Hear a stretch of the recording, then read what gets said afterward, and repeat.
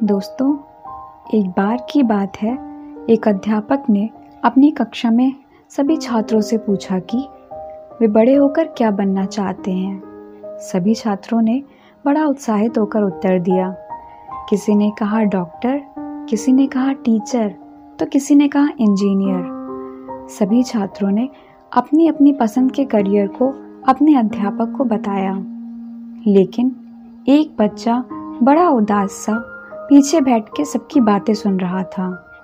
जब अध्यापक ने उसके पास जाकर उससे पूछा कि बेटा, तुमने कोई उत्तर नहीं दिया, तो वह छात्र बोला कि सर, मैं एस्ट्रोनॉट बनना चाहता हूँ, अंतरिक्ष में जाना चाहता हूँ, लेकिन मेरा गणित विषय बहुत ही कमज़ोर है। कक्षा में सबके अंक उससे बहुत बेहतर आते हैं। मैं कितनी भी कोशिश करता हूँ, परंतु मेरे अंकों में कोई खास परिवर्तन नहीं आता। मुझे नहीं लगता कि मैं कभी एस्ट्रोनॉट बन भी पाऊँगा। मेरा सपना कभी पूरा नहीं हो पाएगा। उसकी बात सुनकर अध्यापक मुस्कुराए और बोले, बच्चों, आज मैं तुम सबको एक कहानी सुनाऊंगा, सुनोगे? बच्चों ने उत्साहित होकर उत्तर दिया, हाँ सर। तब अध्यापक बोले, तो सुनो। एक आदमी कहीं से गुजर रहा था। तभी उसने सड़क के किनारे बंधे हाथियों को देखा और अचानक रुक गया। उसने देखा कि हाथियों के अगले पैर में एक रस्सी बंधी हुई है। उसे इस बात का बड़ा अचरज हुआ कि हाथी जैसे विशालकाय जीव लोहे की जंजीरों की जगह बस एक छोटी सी रस्सी से बंधे हुए हैं। ये स्पष्ट था कि हाथी जब चाहते तब अपने बंधन तोड़कर कहीं भी जा सकते थे, पर किसी वजह से वो ऐसा नहीं कर रहे थे।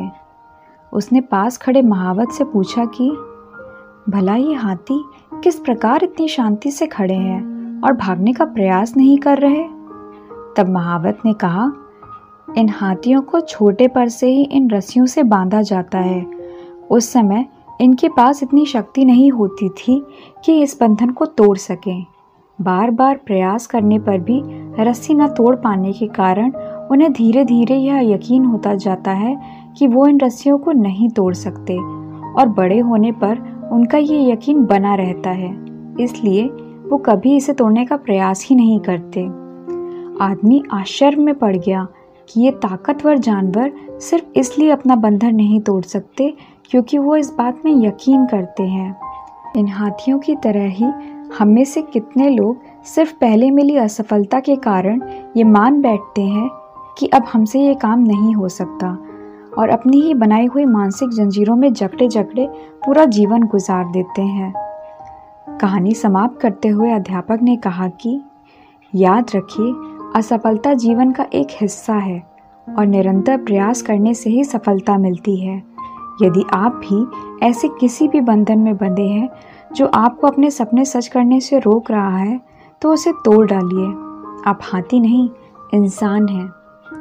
उस छात्र को अपने अध्यापक द्वारा सुनाई गई कहानी अच्छे से समझ में आ गई, और फिर उसने कठिन परिश्रम करके अपने अंकों में परिवर्तन देखना शुरू कर दिया। दोस्तों, तो आपने देखा कि किस तरह केवल मन से हार मान लेने से हम अपने जीवन में आने वाली कितनी बड़ी सफलता को स्वयं ही रोक देते हैं।